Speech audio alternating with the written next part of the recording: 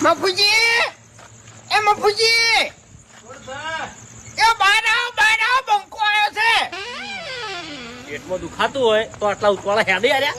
એ કાળમાં છે ની ગમે એવું દુઃખ ગાયબ થઈ જાય તમને કહું હું. દુખાવો નહીં મટકશું.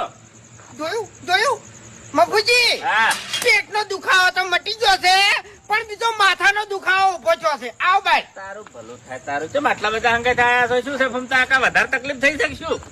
આ મૂર્ખાના છોકરાના ફોન ચોરાઈ ગયા છે અને આરોપ મારા ઉપર નાખ્યો છે. શું આપણું શું હાર્યો?